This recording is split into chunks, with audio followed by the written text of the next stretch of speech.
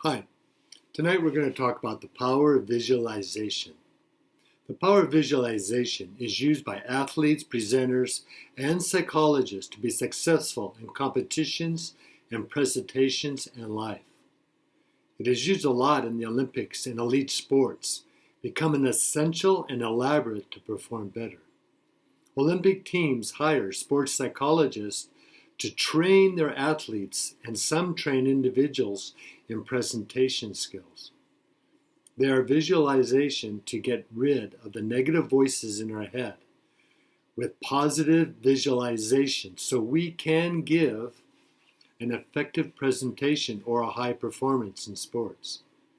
Creative visualization is imagining where we use our thoughts to make life better, which is spiritual practice.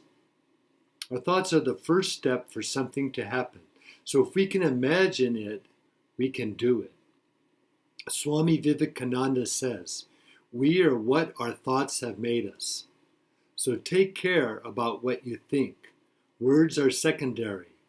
Thoughts live, they travel far.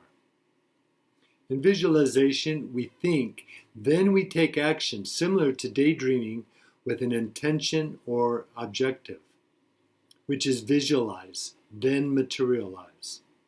It is a powerful way to stop negative thoughts and fears in order to relax the mind and free ourselves to think in a more productive way. At the Winter Olympics in Sochi, Canada brought 8 sports psychologists. Norwegians came with 3, and the United States brought 9. It is important that you don't fail in the visualization because seeing success in the end result is extremely important. The mind muscles are trained for success, so we don't want to get nervous and burn energy for nothing. Albert Einstein said, "Imagination is everything. It is the preview of life's coming attractions." Our external world is a mirror, image, and manifestation of our inner world, which can be heaven or hell. It is not about religion, because many Christians are in hell because of their negative attitudes created in their minds. That is why Jesus talked about experiencing the divinity within, which is beyond the mind. So our soul changes our insight, then reality changes externally.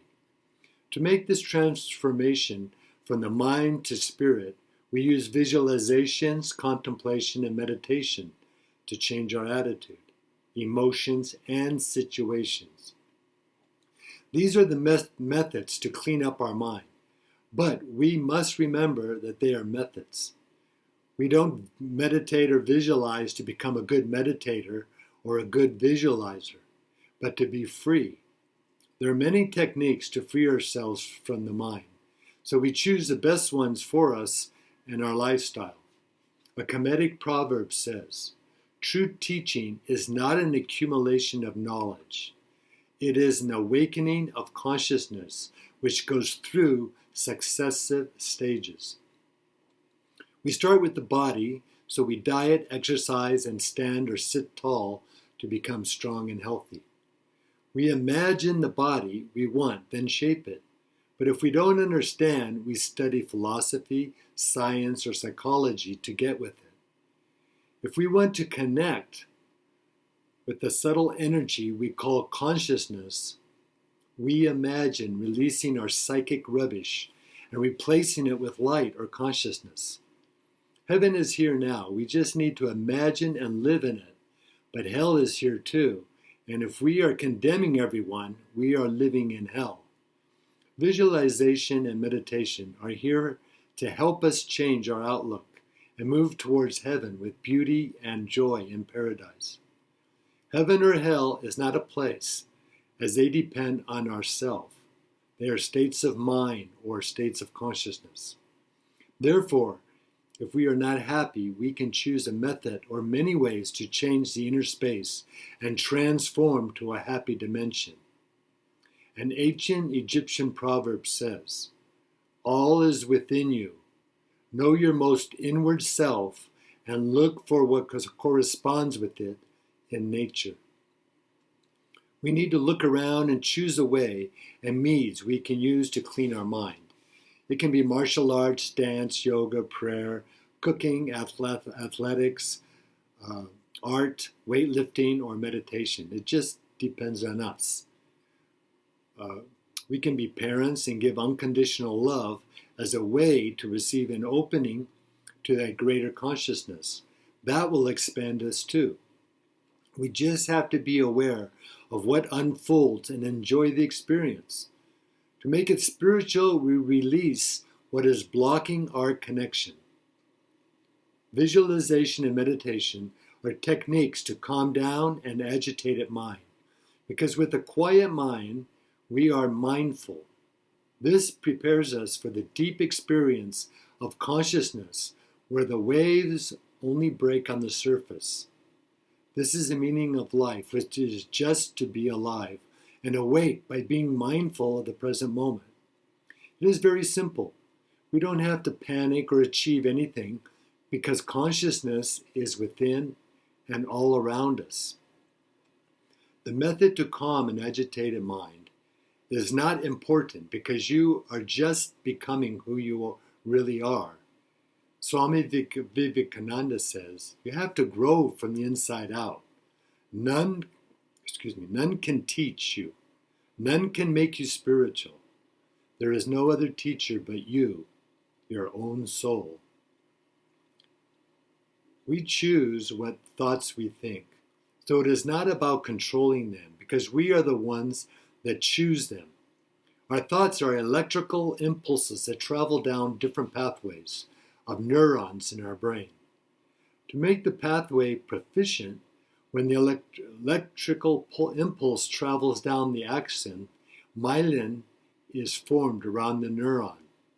This protects and narrows the axon so there is less resistance and the impulse can travel faster. Therefore, what we think about most becomes our train of thought, because the movement is faster, as electricity always takes the path of least resistance. As a result, we want to think positive thoughts, not negative ones, that bring us down, because each thought makes the pathway. Joyce Meyer says, don't wait for everything to be perfect before you decide to enjoy life.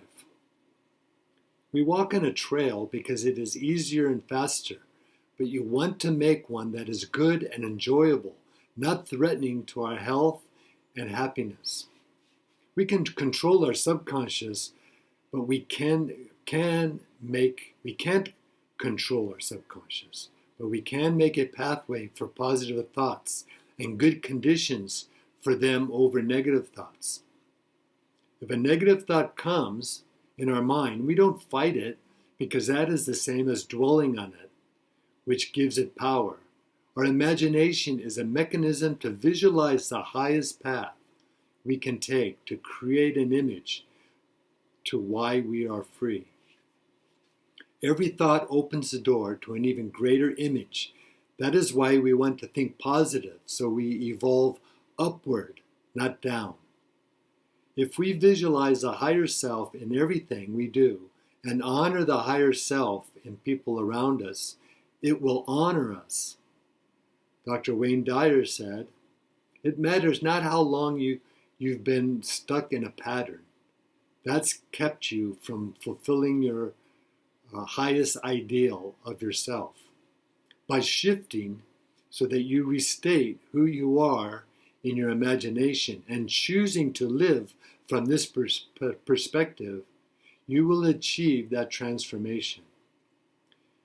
With meditation and visualization, we can experience amazing results spiritually as we rise above our judgments and opinions. They assist in focusing our mind in a positive direction, then rising above our brain cells to the soul. The more we visualize positive thoughts, the more efficient is our train of thought as we observe from consciousness and experience happiness. We have the power to be happy no matter what happens in our life because we listen and observe quietly inside our consciousness, not our mind. Visualization helps us to get there by making our emotional state better so we can observe negative thoughts, learn from them, and dismiss them, because we can't control our thoughts as they come and go.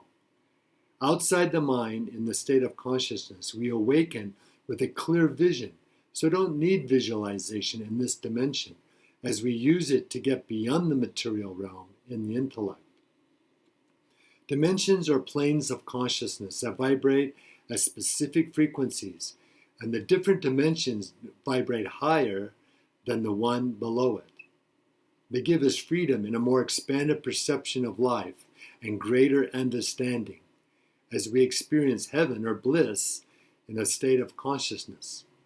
An ancient Egyptian proverb says, "The kingdom of heaven is within you, and whoever shall know himself shall find it." Jesus said the same thing, so everybody is saying it. In Luke 17:21, "The kingdom of God is within you.